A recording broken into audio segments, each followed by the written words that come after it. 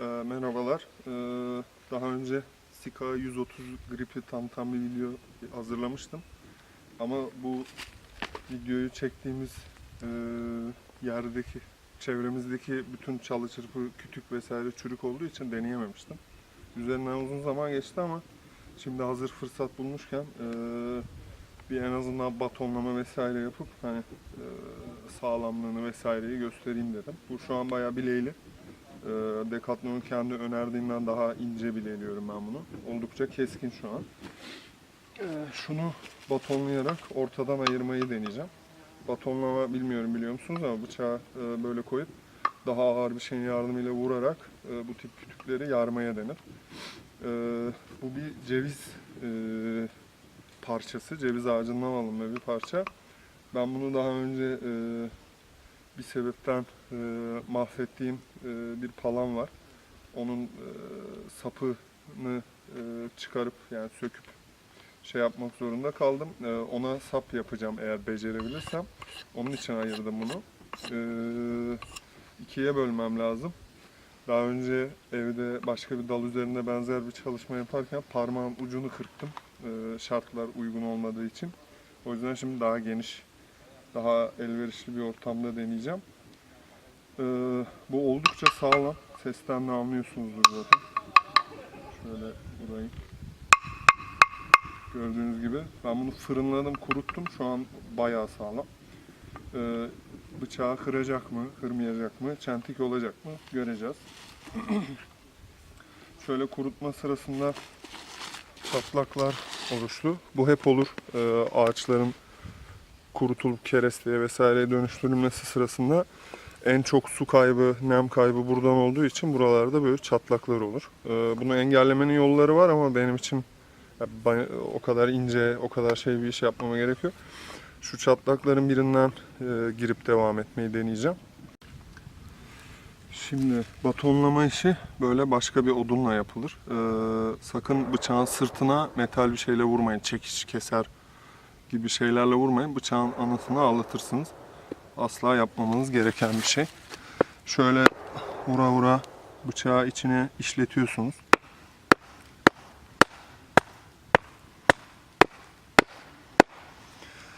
Bu batonlama bıçağı çok zorlayan bir şeydir.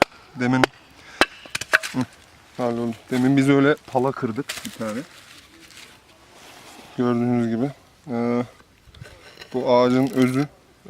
Ağaçlar büyürken içindeki fidan bu şekilde öz olarak kalır. Ağacın en zayıf noktasıdır bu. Bunu zaten kereste imalatı sırasında bu parçayı genelde şuradan bir dilim halinde kesip atarlar. Gördüğünüz gibi iki parçaya böldü. Herhalde kuru olduğu için çok zorlamamıza bile gerek kalmadı. Yani bıçak ilk işlemekte zorlandı ama sonrasında patlattı. Gördüğünüz gibi çentik vesaire hiçbir şey yok. Şöyle göstereyim. Bıçak zaten tam kuyruk olduğu için gövdede de herhangi bir şey yok. Yani birleşim yeri vesaire. Bu tek parça bir gövde. Şimdi bıçağı biraz daha zorlamak için bir parça daha deneyelim. Bunu biz demin baltayla kestik. Bu da çok sağlam şu boylarda bir kütüğün parçası. Şuraya patlatmışız.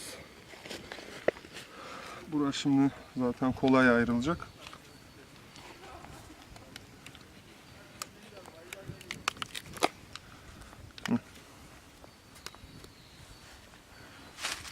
Amacım bunu göstermek değil. Bunu şimdi işim kolaylaşsın diye ayırıyorum.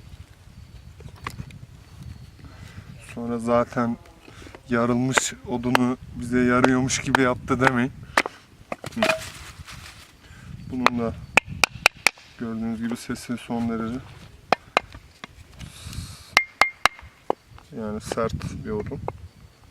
Dediğim gibi baltayla ayırdık zaten bunu demin. Şöyle göstereyim.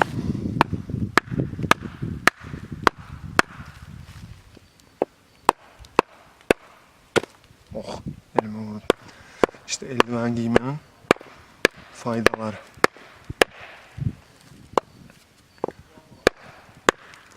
bıçağın normalde bu kadar ucuna vurmamak lazım. Ama ben şu an işletemiyorum artık bıçağı. Ahşapla vurmanızın sebebi bu zaten. Böyle durumlarda odunla vurduğunuz zaman bıçak değil odun parçalanır en azından. Bıçağınız zarar görmez.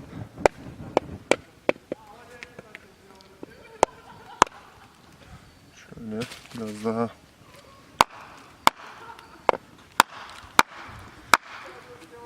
herhalde ne kadar sert bir odun parçası olduğu anlaşılmıştır. Şöyle daha dipten deneyeceğim çünkü vurmak için payım yok. Öbür türlü de elime çarpıyor.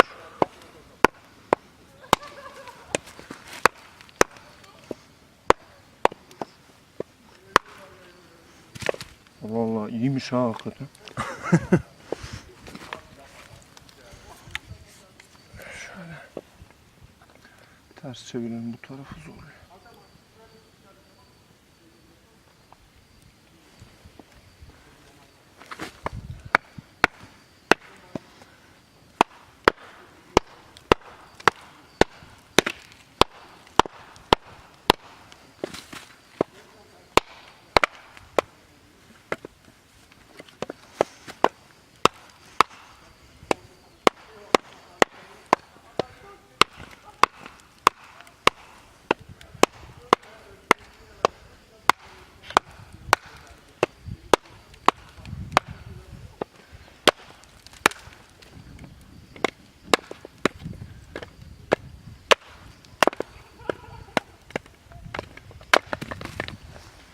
Bu bıçağın bir de iyi tarafı, deminki gibi önden vurma payınız olmadığı durumlarda şuradan çıkan kısım sırtın parçası olduğu için vurduğunuz zaman sap malzemesine vurmuyorsunuz. Doğrudan yine metale vuruyorsunuz. Böyle odunla vurduğunuz zaman da bıçağa herhangi bir zararı olmuyor. Dümdüz denk getirebilirseniz. Şu kauçuk benzeri bir malzeme. Odunla vurursanız muhtemelen zarar görür.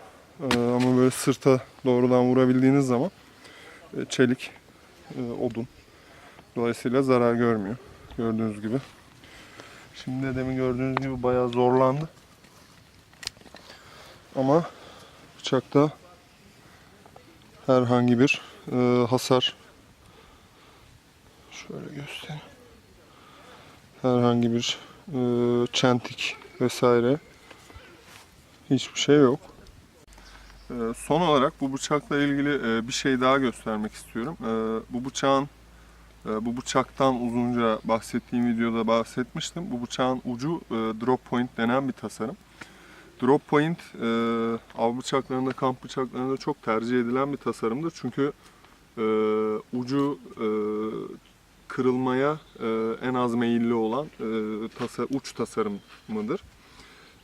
Şurada önümüzde güzel, sağlam, sert bir kütük var. Şimdi ben bunu buraya saplayarak size ucunun sağlamlığını göstermeye çalışacağım.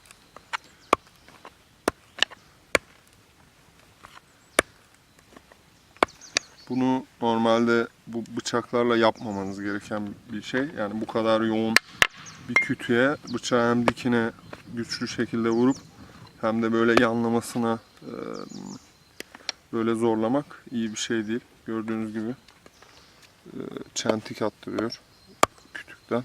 Kırılmak bir yana dursun. Dediğim gibi bu bıçağın yani Decathlon Solonyak da babamın oğlu değil. Ama bıçak güzel. Oldukça sağlam ve güvenilir bir bıçak. Ben uzun süredir kullanıyorum bu bıçağı. Ucu, sırtı, başı, ayağı, her yeri son derece sağlam bir bıçak. Şöyle ucunu da göstereyim. Gördüğünüz gibi herhangi bir yamulma, bükülme vesaire yok. Yani bu da güvenilir bir bıçak. Ben bunu da uzun süredir kullanıyorum. Çok dayanıklı. Yani çok hafif olduğunu söyleyemeyeceğim. Bayağı ağır bir bıçak. Zaten yani kütlesinden de belli. Sırt kalınlığı vesaire çok fazla. Ama sağlam bir bıçak. Düzgünce de bileylerseniz paslanmaz çelik. Yani bayağı küskü, kazık gibi bir bıçak. Bunu herhalde deneseniz ağaca saplayıp üstüne bile tırmanabilirsiniz. Bayağı sağlam bir bıçak. Ben uzun zamandır kullanıyorum. Henüz hiçbir yorgunluk belirtisi göstermedi.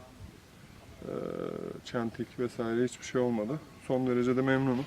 Fiyatı da çok uygun. Solonyak Sika 130 grip. Bunun biraz daha kısası da var.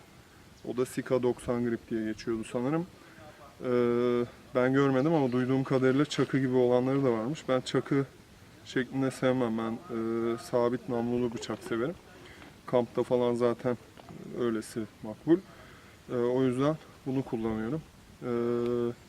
Daha küçüğü de var. Bu boyada olanı da var. Bu bıçakla ilgili ayrıntılı anlattığımız bıçağı tanıtım videomuz da var. Onu da izleyebilirsiniz. Hepinize iyi kamplar diliyorum. Kanalımıza abone olmayı unutmayın.